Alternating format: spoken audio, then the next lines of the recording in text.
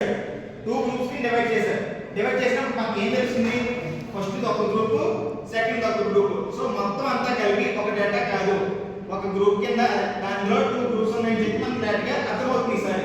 Correct ఏమైంది? మొత్తం అంతా ఒకే డేటా సెట్ ఏమో అనుకుంటున్నాం, కానీ ఇండివిజువల్ గా చూస్తే టూ గ్రూప్స్ ఉన్నాయి మనకి. అలా మనకి క్లారిటీ అంటూ ఉండాలి. ఇప్పుడు మనం గ్రాఫ్ క్రియేట్ చేసామన్నా, గ్రాఫ్ క్రియేట్ చేసినప్పుడు అందులోని బాయ్స్ మెన్షన్ చేసాం అండ్ గర్ల్స్ మెన్షన్ చేసాం, బార్ చార్ట్ లో మెన్షన్ చేసాం. కానీ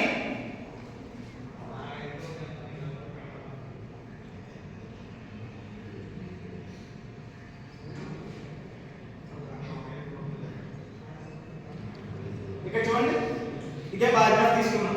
ఇదే బార్ గ్రాఫ్ తీసుకుని గ్రూప్స్ కింద కాకుండా దేనికైనా సెపరేట్ పెట్టాం. బార్ పాయింట్స్, ఆ బార్ పాయింట్స్ ని దేనికైనా సెపరేట్ గా పెట్టాం. అప్పుడు ఎలా ఉంటది? ఏ బార్ కి ఆ బార్ అనుకుంటాం, అంతేగాని గర్ల్స్ బాయ్స్ ఒక గ్రూప్, ఆ గర్ల్స్ బాయ్స్ ఒక గ్రూప్ అండ్ థర్డ్ గ్రూప్ అని చెప్పి గ్రూప్స్ కి మనం అనుకోం.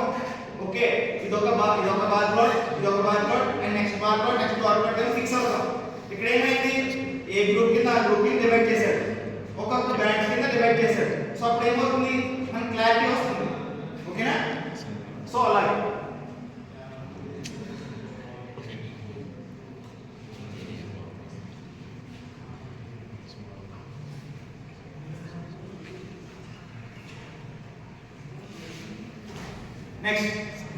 నెక్స్ట్ టాపిక్ ఏంటన్నా? Information overloads. Okay, information overloads అంటే టాపిక్ ఏంటంటే మనకి డేటాలోని క్లారిటీ లేకపోతే మనకు అర్థం కావడానికి చాలా కష్టం అవుతుంది. సో దాన్ని ఇన్ఫర్మేషన్ ఓవర్లోడ్ అంటారు. ఇన్ఫర్మేషన్ ఓవర్లోడ్ వచ్చేసరికి కొన్ని how information overload happens in data visualisation. అందులో పాయింట్స్ చూడండి, వాడు ఏమంటాడు? Too many charts on one screen. ఒక స్క్రీన్ లోని నంబర్ ఆఫ్ చార్ట్స్ ఉంటే దాంట్లో మనకి ఏ చార్ట్ ఇంపార్టెంట్, ఏ చార్ట్ అని ఇంపార్టెంట్ అని చెప్పి మనకి ఎలా తెలుస్తుంది? ఓకేనా? ఇక్కడ చూడండి, ఈ పిక్ చూడండి. ఇందులో మనకి ఏ డేటా మనం చూసుకోవాలని మనకు అర్థమవుతుంది. అందులో ఇంపార్టెంట్ డేటా ఏంటి ఇవన్నీ మనం ఫిక్స్ అవుతాం. చాలా ఉంది అంటే చాలా ఇన్ఫర్మేషన్ ఉంది. ఇందులో మనకి ఇంపార్టెంట్ డేటా ఏమనుకుంటాం మనం? సో ఇలాంటి టైంలోనే దీన్ని ఏమంటాం? ఇన్ఫర్మేషన్ ఓవర్లోడ్ అంటాం. మనకి అర్థం కావడానికి చాలా కష్టం అవుతుంది. ఇలాంటప్పుడు దీన్ని ఇన్ఫర్మేషన్ ఓవర్లోడ్ అంటారు.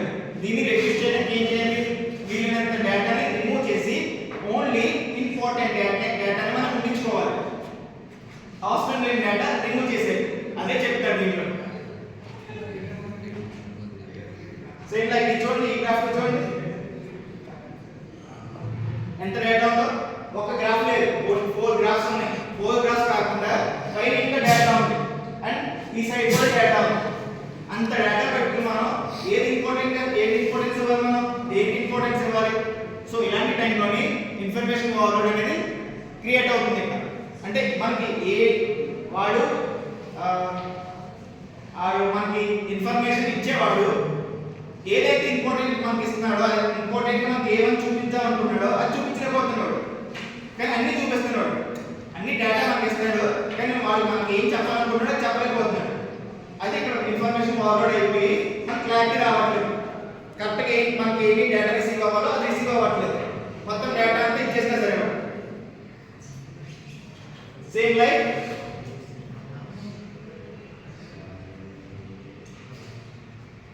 ఇది వాడు మొత్తం డేటా